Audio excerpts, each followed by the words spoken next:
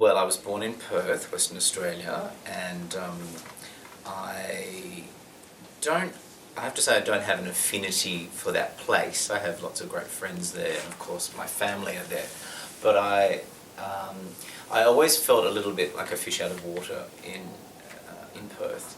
Not because it's a bad place at all, just because it was so different to what I saw my life to be. I suppose what I actually decided from early on was that that wasn't going to be my first and last stop. So I studied fashion there, and I was a clothing designer there. I suppose I was a big fish in a small fish pond for a while until I really needed to get away, and so I then left to come to Melbourne, and I was still a fashion designer. Really in my head, that's all I ever wanted to do, and I suppose things changed a little bit because I sort of got to do what I always wanted to do, so I almost sort of lived the dream. I became a fashion designer, I became, well known, obviously, in a small place. Then when I moved away from that, I didn't realise what I was going to do next, and I always loved design. I originally wanted to be an architect, and then I didn't have the mathematical skills of an architect. Still don't. My mother suggested that I do fashion, and I thought, yeah, okay. I think her words were, "You've always dressed up your sister, so why don't you go into fashion?" And so that's set me in very good stead for now. Then basically came to Melbourne, and I was still doing a little bit of designing, and then I worked at a mini department store that involved me in being a buyer there and buying lots of young designers. Then I basically sort of fell into being a stylist and a creative director later on, really quite by accident. And I suppose, I don't know how that brings us to where we are now, but a lot went on in between. So I suppose we're up to where I was a clothing stylist for a long time. I've always been passionate about fashion and clothing and design and beautiful things, really. I suppose that's where it comes from. I don't think I've ever not been passionate about it. I just sneakily took a look at style.com today before coming here, because I couldn't even though I was running late, I had to have a little quick squiz at it. Where we are sitting now is my friend Mary Lipshut's showroom, and where I suppose I met her, which was quite a few years ago, and I actually had to do, or was asked to curate an exhibition for her, and we became firm and fast friends. I think she was in her early 80s at the time, and I was, we won't say. And we got on really well, and I've always loved vintage. I've worn vintage myself for many years. I used to, back when I was a clothing designer, just wear vintage suits, 9 to 5, all the time. And basically went on to really look in and research vintage, and that's what led me to Mary, I suppose, in some strange way. I did a charity luncheon for Mary last year, which got me to really see her and examine what she did and really appreciate this amazing collection that she had, and basically curated a beautiful fashion show that I wanted to give her. I know that she'd always wanted to do a fashion show, and she hadn't ever done it. It had come a couple of times to close to actually happening, but it didn't. So I knew that I really wanted to do that for her. And I suppose from my contacts and being in the industry for a long time, I was able to do that. And it was actually joining up with the charity that I'm associated with, which is the Pram Mission, and allowed me to be able to bring fashion and charity together, but in a different way. So the reason we're sitting here, the vintage collection, is Mary was an amazing lady in her of her time, and still is, She was a person who put together her own fashion business in the 60s. She set up the Meredith label, which is a knitwear company, with her sister, Mary and Edith Meredith.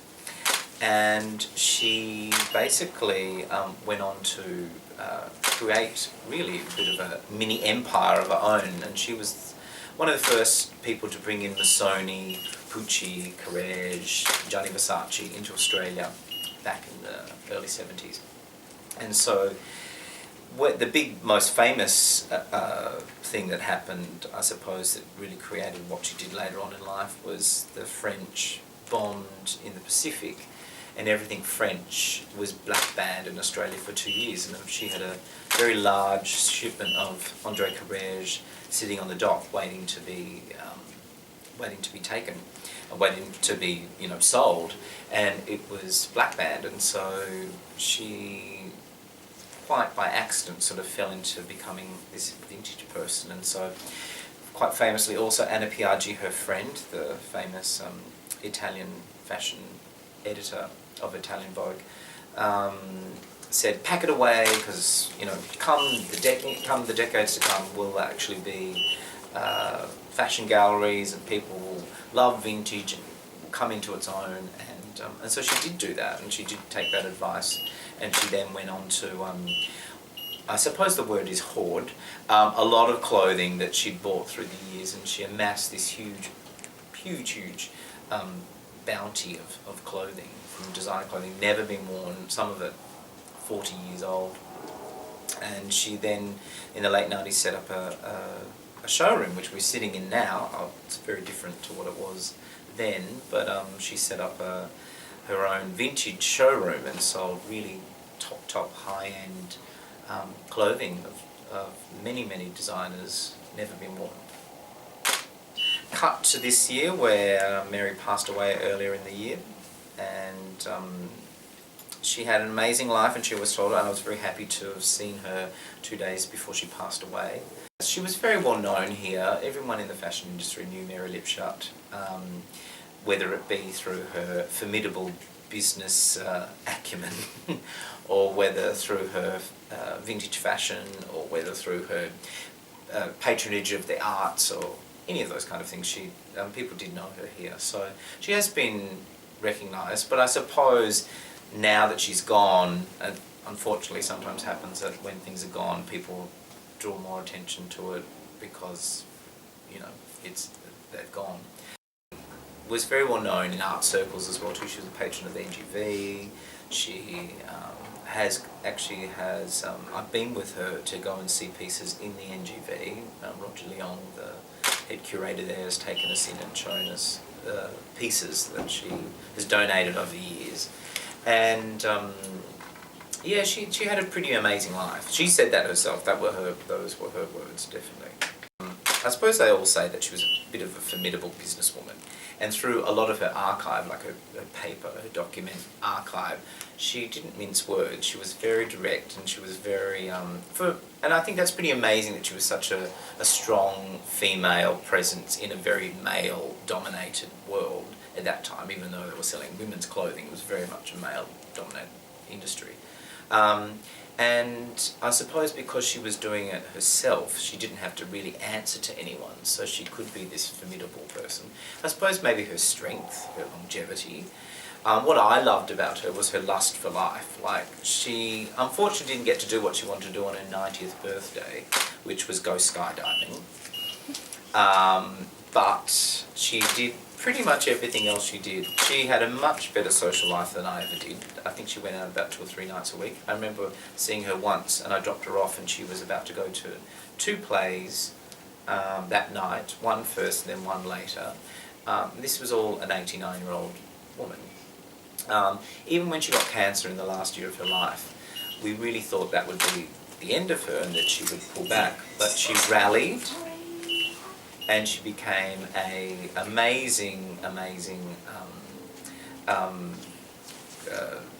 cancer survivor, I suppose, for the last year. She really changed her ideas of how people changed most of the ideas of how people deal with cancer at that age. So I remember one day walking, and she'd been walking with a frame, and she'd been walking with a stick, and she didn't have the stick, and I said, "Oh, where's your walking stick, Mary?" And she said, "I don't need it anymore."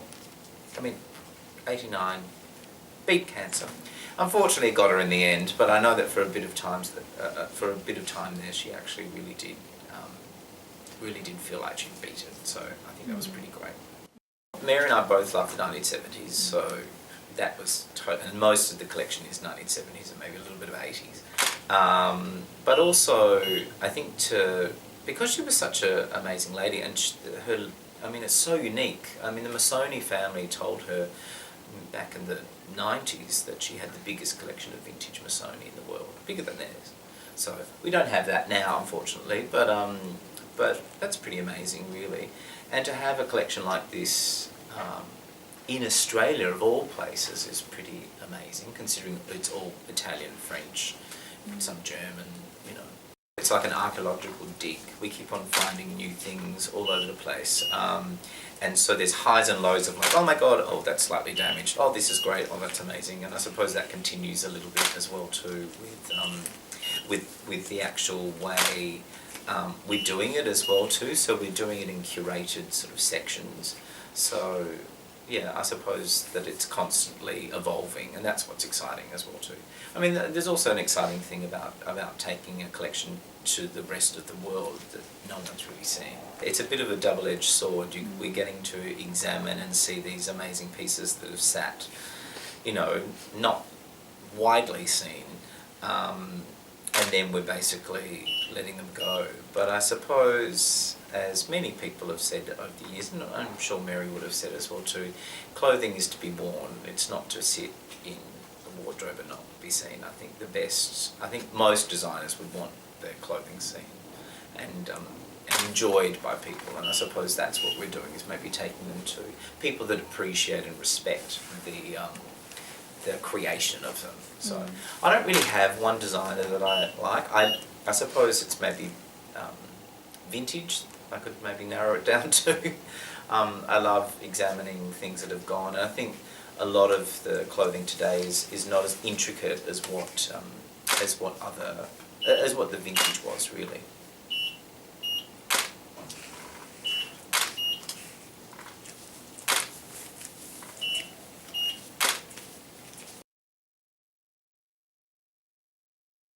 I used to be in the theatre when I was a teenager, and so I suppose that sort of adds into me wanting to present pieces of different parts of the fashion industry. So I suppose that's exactly what I'm doing. I don't know, maybe I'm a style impresario.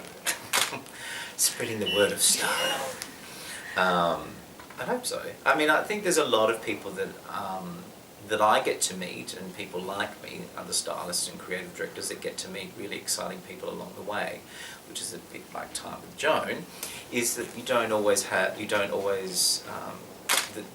wider world doesn't get to see them, and so I think some of those people are pretty interesting. So I suppose from what I do, outside of just being a stylist and a creative director, is bring attention to people. So obviously, we're bringing attention to the work that Mary did.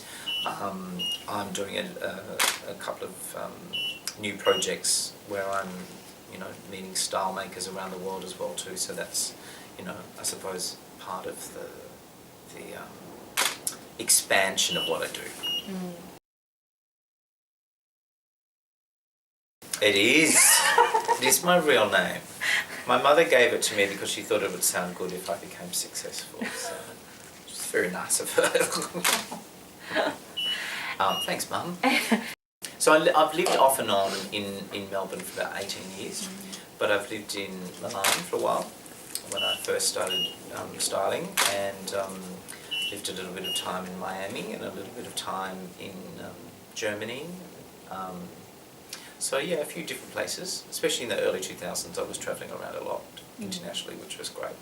And I still enjoy doing that. I mean, America's a bit of a pull for me at the moment, so we'll see what happens there. There's a lot of opportunity opening up in America again, I think, and they are very receptive to Australians and very receptive to new concepts and things like that. I constantly want to do more things. I've got about 700 projects on the boil at the moment that I want to do, and whether they come to fruition or not, I don't know. But it's I don't think I could just sort of think about just doing one thing. Routine I can't stand. I can't stand routine. So that's something that I'd like to. I mean, I want to do a book. I've got another TV show that I want to do. I want to do some international consulting. I want to work with more bigger brands on styling with them, and creating, different ways that people look at clothing as well too, not just sort of the one same way that's been done for years. So we'll see. And I'm very excited by technology and fashion sort of mixing a lot more. So I'm a lecturer at White House as well too. So lecturing there just one day a week for the last 5 years. I suppose lecturing with students is good. I think it's really good to be included, or to be surrounded, should I say, by young minds. Sometimes they're slightly frustrating, but it's good, I think, to have the energy there, definitely. I love this dress because it's so contemporary. I mean, it's really a no-name label. It's one that Mary would have bought back in the 70s. But the detail is amazing on this sleeve. And I'm sure it's got I want to say dolman, but it's not a dolman sleeve at all. And it's not a leg of mutton, so I don't know what it is. Maybe it's a leg of dolman. There are so many pieces in this collection that are like this. It's got such a great fall to it. I'm not 100% sure whether it would be one that you might want to wear in the highest of summer, because it might not breathe very much, but just the cut is beautiful. And we might try something else. I'm going to leave you there and try this on you. Try this one on you, which is Gianni Versace designed Callahan, which is amazing. And it's got a cow neck, so I might get you to do that, but I might unzip you just before. I love this because it just creates a totally different shape. Like, I'm loving this. It's amazing. This is on here. It doesn't necessarily have to be. And this is alpaca, which is fantastic. But they're just, I mean, it's so beautiful. The alpaca with the jersey. I don't know, this, and the gathering at the neck is beautiful. There's a whole section of the collection that is around this kind of 70s organic, mixed with jersey, beautiful pieces. So I suppose that's one of my favourites. This is Sonia Audino, my very long-time friend. Very good, talk about that? Very good friend. We've known each other for 25 years. We met at the disco. All good friendships should start. Yes. And so we constantly have talked about working together since Sonia moved to Melbourne a few years back, about 5 years ago. But we did have parallel businesses, actually, back in the day when we both started in fashion design. And we had neighbouring stores in a little arcade, so we were neighbours. We were? Yes. We did. Very long time ago. I know, back in, I think it's 20 years almost. Goodness. But anyway, we both have a love of vintage. We do. Even though we're both not wearing it today. Yes, the perfect partnership for us, yes. I think. Both have a massive love of the 1970s. All things in design. And we get on really well. Like, we've just come back from a trip away for a couple of weeks, and I know we were in each other's pockets. We're great to live with. We are. So are you. And I suppose doing this collection has been something that we've been working on for a while now, and so it's been a bit of a rocky road to start off with, but we finally got here, and I think we're happy that we're here. We are, and I think we've had a very, very clear vision of where we'd like to see this collection. We're very, very proud, I think, to be a part of it and to carry on Mary's legacy. Definitely. So yeah, and I guess from a business perspective, what we're hoping to do and what we've achieved, I think, so far is to partner with some key retail vintage accounts around the globe. We're very excited with partnerships that we've made so far. So yes, definitely. The ongoing arrangements, so we're really excited about that, I suppose. Maybe we should ask you, Sonia, how you started out in this lovely land of fashion. Goodness, well, how far would you like me to go back? Go all the way back. Goodness, okay, well I guess always been interested in fashion from a very early age. I have an Italian background, and my parents, when I was a child, had a catering company that saw me every Friday and Saturday night attending large Italian weddings. So it became Nothing much has changed now. No, that's true. So I guess my interest in fashion started as a child, and that saw me go obviously through high school. I did an internship with my favourite contemporary Australian designer, Aurelio Costarella, and that I guess led me on the path through study in fashion, and I started an independent label with a dear friend, Silvana Mancini, who just gave me the most amazing opportunity. We had an amazing partnership and wholesale women's wear throughout Australia, and we had a few international accounts, which was a very exciting time of my life. About 5.5 years ago, we moved to Melbourne, my husband and myself, and that has led me to work on a lot of different fashion projects. I mainly work with people that I have known for a very, very long time and have very long-standing relationships with, hence Philip.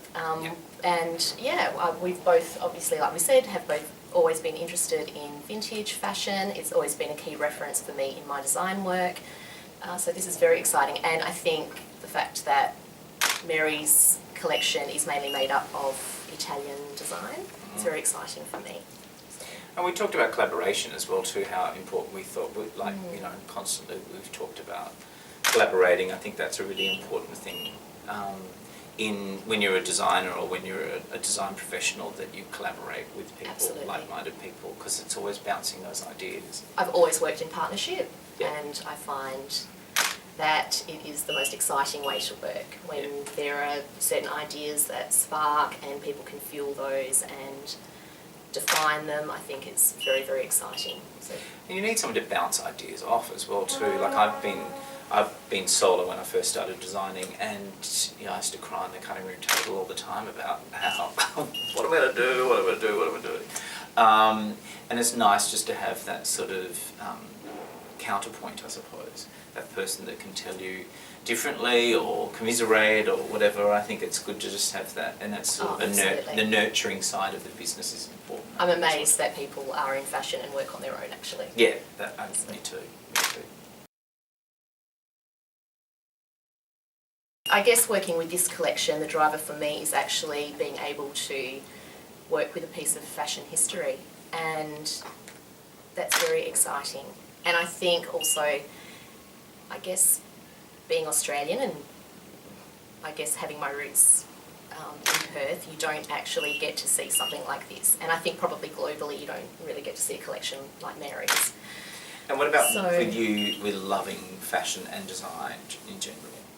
I don't even know if I can define that, because it's just innate. It's just something that I think I've had since I was a child, and it's an amazing industry. It's exciting. I love the fact that from the first reference point of design, something can be realised very quickly. Architecture also excites me, but I guess the fact that an architecture project would take years and years and years to see it in its final form could become a bit frustrating. Whereas fashion, the design, it is more tangible, and it's always very exciting. And people are very receptive to it. I'm excited by visuals, by colour. I mean, it's just a very tangible and easy thing to embrace, I guess. Yeah, I think when you're someone that loves design, it's like when people sort of say, oh, I'll just go to this restaurant because I can buy food there. Like, I want to go to a restaurant, or I want to go to a space, or I want to go to a place that is going to invigorate all my senses. So whether it's visually or, you know, or taste or feel or whatever, that you get, that it's, I'm not just settling, like you're making an effort to create. There should be an experience. And I don't care if I have to sort of crawl, you know, through a hole or go up a ladder or wherever to see it, or that's what it's for. And even if it's just for a fleeting moment, then that's what I think it's about. And I think people overlook the amount of work that goes into a particular garment.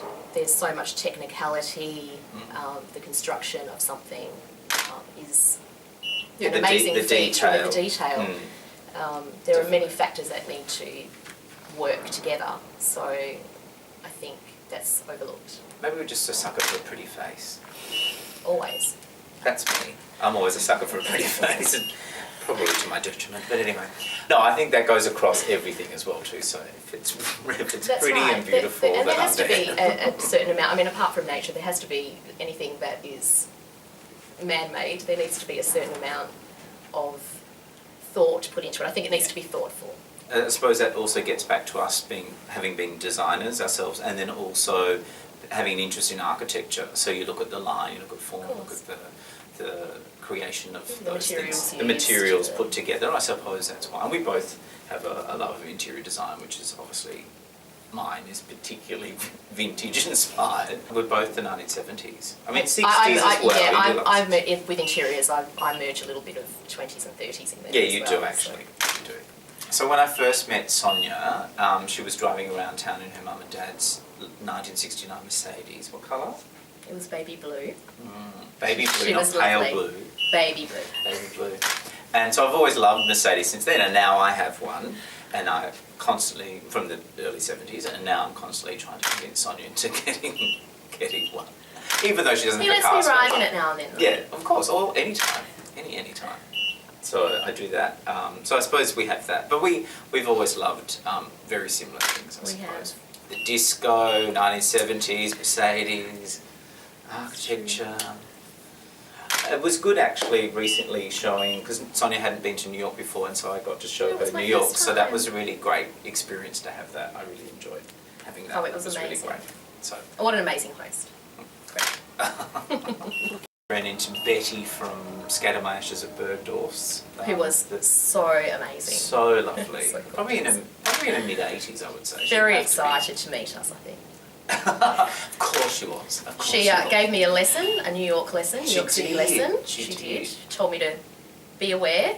If anybody shoves you, shove them right back. Shove them back, yeah. That was what she was shouting at us as we were walking back. But she was intrigued by Sonia's kimono that she was wearing at the time. She was. We were super excited with the swimsuits, because the swimsuits are pretty amazing in the collections. And quite vast. I'm very passionate about swimwear. I love swimwear, so I'm very excited that there's a large component of swimwear in the collection. You know, you think that most countries would have an oversupply. Obviously, somewhere like America with 300 million people would have an oversupply of clothing, vintage or new. But they didn't seem to have that much of the vintage swimwear. And if they did, ours, Mary's, is unworn. So. Actually, there were particular components to the collection that weren't very visible in the States. So it was actually great for us, like the Callahan, designed by Gianni Versace. We did not see on our travels anyway. No, not one piece. It must be quite unique for us to have it. Before he went out on his own, he designed for Callahan, Complete Jenny, all Italian labels. And then I suppose he continued to design with them while he was in his early, actually even up until the 90s, didn't he? Then I think Callahan was designed by Romeo Giuliani after Gianni Versace. So you can tell we like to do a bit of research. We have done lots of research. Well, we had to have Anthea in today's little presentation because I've seen Anthea modelling for a while and constantly always loved the elegance that she brings to it, and that was a really big factor in Mary's way of looking at clothing was that it has to be elegant. Even though the 70s was pretty out there in terms of shapes and prints and colours and all that kind of stuff, it always had to have that underlying elegance to it. So I suppose